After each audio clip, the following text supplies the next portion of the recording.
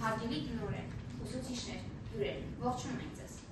Նոր Խարբերդի Մնացական Ղազարյանի անվան համար 2 միջնակարգ դպրոցի 7-ա և Գ դասարանները ներկայացնում են բնությունը և մարդը Սահյանի պոեզիայի նախագծային աշխատանքը։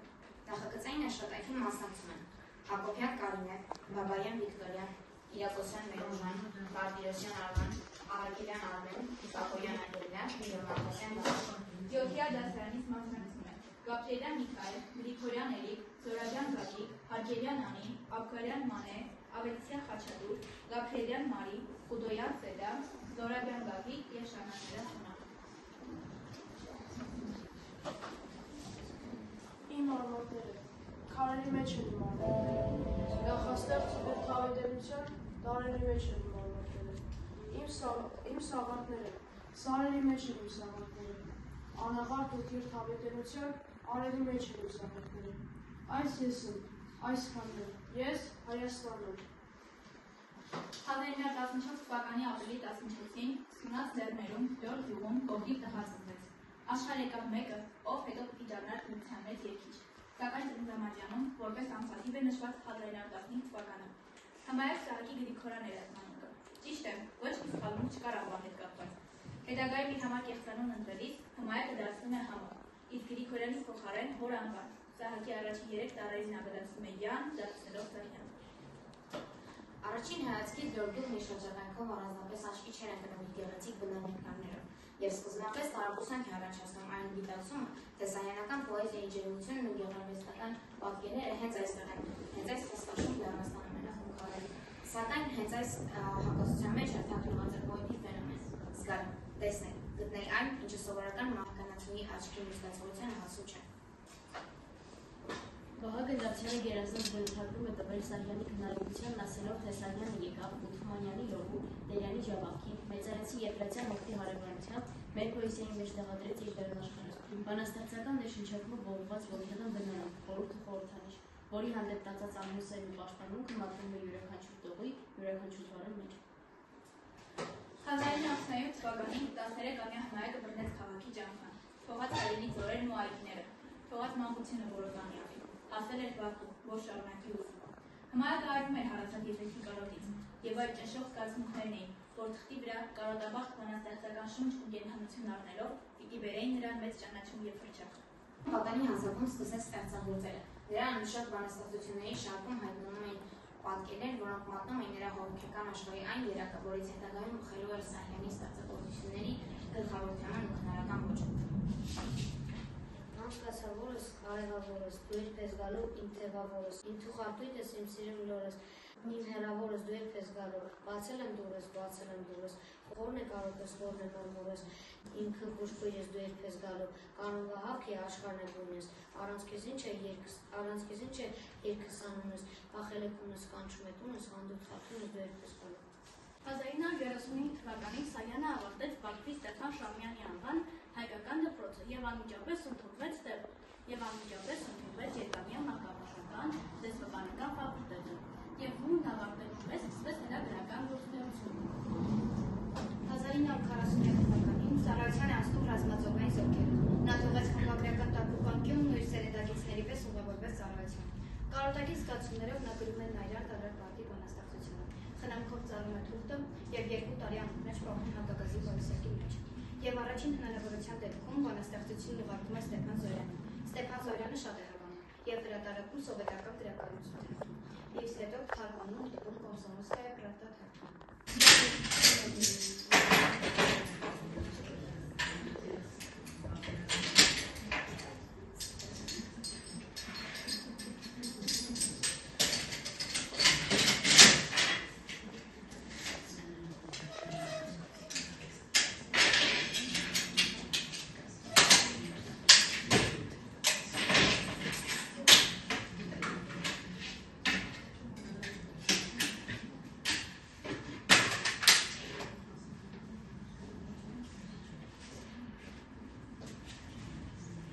Նազում ես ու շորորում, զնուխտ է քո շորերում, շուխ արած ճամփի վրա, մանկության կանաճարդի, քո կանչը զնգում է զիգ իմ սրտի խորզորերում, իմ հեռու, նա իրան դալար բարդի, ես երկի չրիկ սրի շատ չունեմ քո սիրուց վրա, Քեզ նման կանաչ յանքով, քեզ համար ելած մարդիկ, կմեռնեն միայն թե դու դարերում ազատ խշաս, իմ հեռու նա իրան դալար բարգի։ Պատերազմը բեկում մտցրեց երիտասարդ գրական աշխատողի կյանքում։ Պատերազմի ընթացքում Սահյանը մարտնչեց ռազմական ավատոմին, բազմիցս նայելով մահվան աչքերին, սակայն պատերազմում տեսած դաժանությունները, ճաշակած ապրումները ոչ միայն չճնշեցին ստեղծագործելու նմումը, քնարական ոգիներ լրացուցիչ հանդարցան։ Պատերազմի օրերին ծնունդ առան նրա արժեքավոր գործերը, որով էլ նշանավորվեց երիտասարդ պոետի մուտքը հայ գրականություն։ 1946 թվականին Ստեփան Զորյանի խմբագրությամբ լույս տեսավ գերազանցորեն ռազմաճակատային քննադատության նմուշներից կազմված փոքրիկ գրքույկը «Հոլոտանի տիեզերքի», որը ըստ էության Սարյանի առաջին մեծ հաղթանակն էր պոեզիայում։ 1958 թվականին լույս տեսած Սլավյան Տարակ Վագի ժողովածը նշանավորեց Սահյանի ստեղծագործության գեղարվեստական հասունացումը, այդ հիմքի վրա տեղի ունեցավ նրա ոճի ներքև ձևափոխությունը, լայնացան հերոսի ու կյանքի, բանաստեղծի ու ժամանակի հարաբերակցության մասշտաբները։ Նայագյան դալար բարձունքի վրա ժողովածուները սկսվեց Սահյանի մուտքը դեպի համասովետական գրականության գային ասպարեզ։ Նրա բանաստեղծությունները թարգմանեցին մի շարք ռուս առաջատար թարգմանիչներ և պոետներ, ինչը անվիճելի հաջողության նշան էր և դասականից անհրաժեշտ էր։ Սեզան բացվիր և իրիկնացին ժողովածուները թևակողեց բնության փիլիսոփայության ոլորտում, նանոր բանաստեղծություններում հազվադեպ էին սովորական բնանկարները։ Շատերը Սահյանի բնության երկիչ են անվանում, տեսնենք ինչ է բնությունը նրա համար։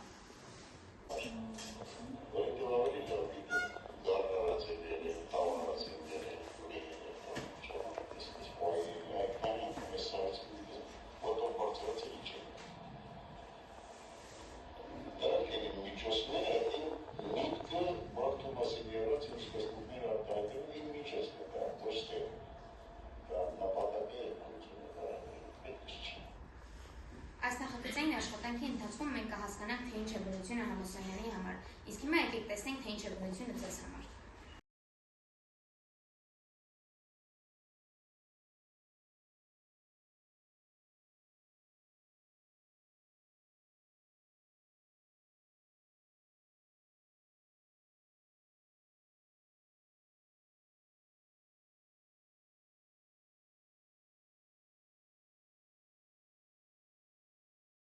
Սահյանի բնությունը անբացատրելի մի թաքուն աշխարհ չէ, անկեցության շարունակություն։ Նա մասկայնացնում է բնությունը։ Հերոսն ու բնությունը խորհրդակցում են միմյանց հետ և այդ մտերմության շնորհիվ մեկի բերանով փոխանցվում է մյուսին։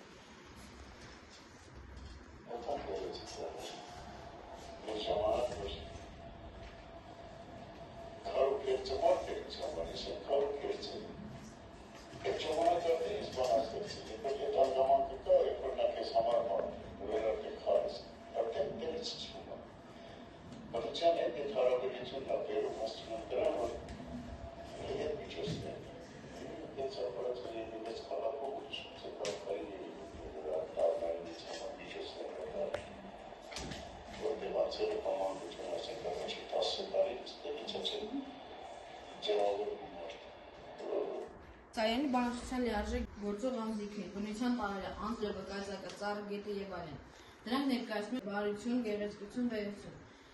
և այլ նյութերի գերխնդիր մարդկային ապրումների արտահայտությունն է։ Մարդը բնությունը հաճախականորեն փոխում է իրենց դերը, մարդը դառնում բնություն, բնությունը մարդ։ Ջրվեժի ծիծաղն ամորի արցունք, խավքերի երան ուժայրեր ծանր ու մեծ, ամեն ինչի մեջ ինձանից մասում և ամեն ինչից մասունք կա իմ մեջ։ Ալով Սարյանի հայրենասիրական երգերը թաթախված են հայերի բնության երգերով։ Այդ երգերը սկսվում են գյուղամերձ մի քաղաքից, գետակից, անտառից, արտից, մասենուց։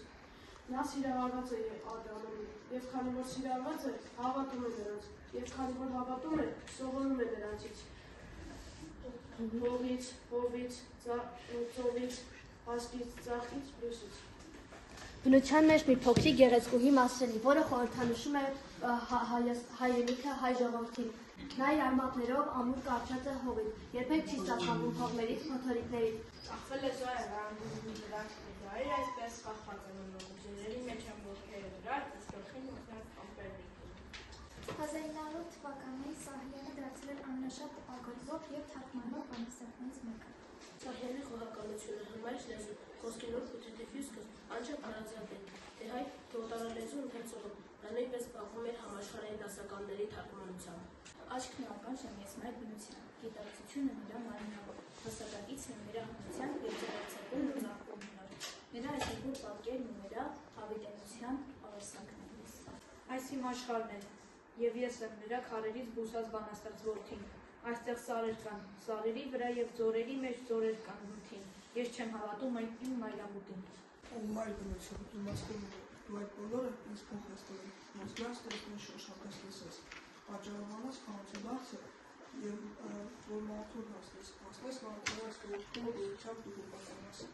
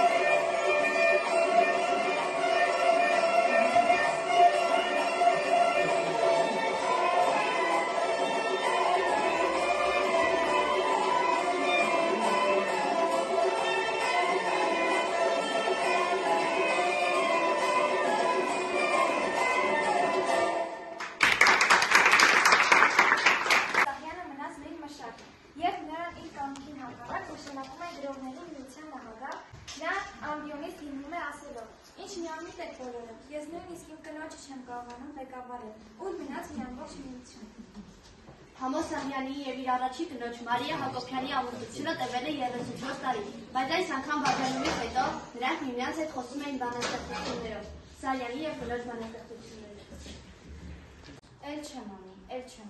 քեզ ինձանից էլ չեմ անի, էլ չեմ գնա, որ չգնաս, չեմ հեռանա, չհեռանաս, կհավատամ, որ հավատաս։ Դու ուզեցիր, որ ես քեզ տերություն անեմ, ես ամպերումն եմ, ամեն ինչ տամ, տեղը ոչինչ չանեմ, ու քեզ ընկեր մանամ։ Դու իմ արևն ես և ուզեցիր, որ ես անարևն եմ, բայց որ բախտի համար արևակալում եմ։ Դա մատվում է, աշխատում է, ստեղծագործում է Երևանում, բայց իմ միտքի ոգին այնտեղ է, իր լոր գյուղում։ Չեմ ապրում լորում, ապրում եմ լորով։ Կյանքի մայրամուտից ընտրվել ավելի այցելությունը ավելի հազվադեպ է դառնում, նրա առողջական վիճակը ծանր է։ 1993 թվականին Արցախում դարը մարտեր էին ընթանում։ Զորի Բալայանը նրա մահվանից մեկ շաբաթ առաջ տեսակցում է Սահյանին և ներկայացում ռազմաճակատում տեղի ունեցած հաջողությունների մասին։ Տեսնելով Զորի Բալայանի անհանգստությունը, նա ասաց. Մի հուզվիր, ամեն ինչ ճիշտ է, ամեն ինչ տրամաբանական է, կյանքը և մահը իրավահավասար են։ Եթե մահը չլիներ, կյանքը ամբողջովին կզրկվեր բանաստեղծականությունից։ Դատարկ բաներ են, գլխավորը այն է, ինչ որ երջանկաբար վերապրեցինք մեկ տարի առաջ Շուշի ազատագրումը։ Պատանի հանձնվում սկսեց ստեղծագործել։ Նրա անշատ բանաստեղծությունների շարքում հայտնվում էին պատկերներ, որոնք մատնում էին նրա հոգեկան աշխարհի այն երակը, որից հետագայում խելու էր Սահյանի ստեղծագործությունների գլխավորության ու քնարական ոճը։ Անցկացավորս, կարևավորս, դու երբ ես գալու իմ թևավորս, իմ թխարտույտս, իմ սիրուն լորս, Իմ հեռավորս դու եք ես գալու, բացել եմ դուրս, խորն է կարոտես, խորն է մորմորես, կանաչ կուրս իմ ծաղկացին օրես, ինքը գուշկույրես դու եք ես գալու, կանոն վահապ է աշխարն է գունես, առանց քեզ ինչ է երկս անունես, կախել եք ունես կանչում է տունես, հանդուտ խախում ես դու եք ես գալու։ 1935 թվականին Սահյանը ավարտեց Բաքվի Ստեփան Շամյանի անվան հայկական դպրոցը եւ անմիջապես ընդունվեց երկամյա մանկաբաժնական դեսպանական ֆակուլտետը եւ ում ավարտելուց պես սկսվեց նրա գրական գործունեությունը։ 1942 թվականին ծառայության անցնում ռազմածովային զորքերում։ Նա թողեց խմբագրական տակուպանկյունն ու իր սերնդագիցների պես ուղևորվեց ծառայության։ Կարոտակի զգացումներով նա գրում է Նայրար տարար պարտի բանաստեղծությունը։ Խնամքով ծառում է թուղթը եւ 2 տարի անունմեջ պահում հակագազի պոլիսակի մեջ։ Եվ առաջին հնարավորության դեպքում բանաստեղծությունն ուղարկում է Ստեփան Զորյանին։ Ստեփան Զորյանը շատ է հավանում եւ հրատարակում սովետական գրականություն։ Իսկ հետո թարգմանում տպում Կոմսոմոլսկայա Պրավդա թարգման։ Մի կանաչ մողես եկել բնակվել մեր ցախանոցում եւ առողջ ապրում է այնտեղ, առանց որևէ անհանգստության եւ առանց վախի։ Թոնրատան պատից սաղ մի խճճված երկրների քարտեզն է կախել։ Տաշտը, որի մեջ Խաչիպապ պապի Հարսանյաց խմորն էր հունցել, եւ հոգեհացի խմորը նաեւ հիմա գտնագի դադարն է դարձել։ Գերաններն իվար սուտուկուտ լացող տարած ընկերի հայացքների տակ։ Ուսանողային տեղանցյալ գարուն մեր մենակ նստած, իր մաշված մատներով իդիոտ պապերի ձեռքերում մաշված թղթերներ քաշում, խերուշար անում եւ կանգ էր առնում իշխերի վրա, եւ տաքանում է խեղճ ծաղկային հաղթողի բոլոր իրավունքներով, իշխում է խոշոր մի ամայություն։ Եվ ես քո ավակ ապերախ որդին, որ իմ այս երկով, այս մեծ աշխարհում իմ ամենամեծ կարոտն եմ տալիս, խոնարհվելով քո շիրին առաջ երթում եմ տալիս։ Այս կարնան բացել դռները մեր տան եւ բացել նաեւ նահանջի ճամփան։ Եվ ինչ ուքերն են, որ իրար բերնից պատառ է խնում։ Երթում եմ տալիս, որ ոչ միայն տունն ապրի երկիս մեջ, այլև երկս ապրի այդ տան մեջ, որ հայրենահամ պտուններ թափվեն խնձորելու ամեն միջոցից, որ չաղկատանա գյուղը մի ձախով եւ ավերակի ոտ չկա գյուղից։ Ոչ մի պարտ չմնա մեզ աշխարհի։ Ոչ մի պարտ չմնա, ասիկետ բան չտանան, ինչ որ դա տողն, ես ուրիշ բան ինչ պատատիս։ Մի մտածում եմ կիսատ պորտերս ընդհանրացներ, ժամանակն արդեն մասին մտածելով, եւ ինչ որ մեջից կասել, մեջացնել, պարտ չմնալ։ Մեզանից յուրաքանչյուրն իր Սահյանն ունի, ամեն մեկը, ով քիչ թե շատ պոեզիա է սիրում ու հասկանում, պոետին յուրովի է բացահայտում։ Ես էլ իմ Սահյանն ունեմ։ Մեր պոեզիայի մեծագույն բնանկարիչ Համո Սահյանը տխված ադամանդ է, եւ որ կողմից էլ նայում ես փայլուն շողշողում է։ Նրա պոեզիայում սպերներ չկան, ամբողջովին լույս է։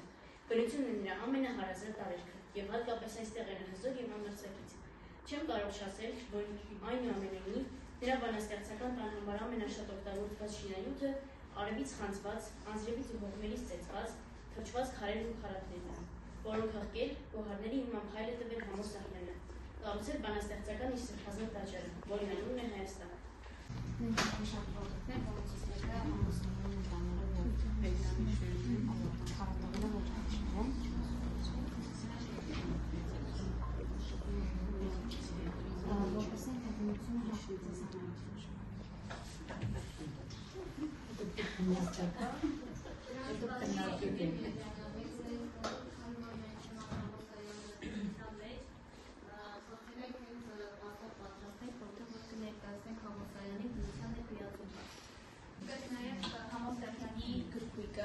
Ինչ են ասել Համո Սահյանի մասին,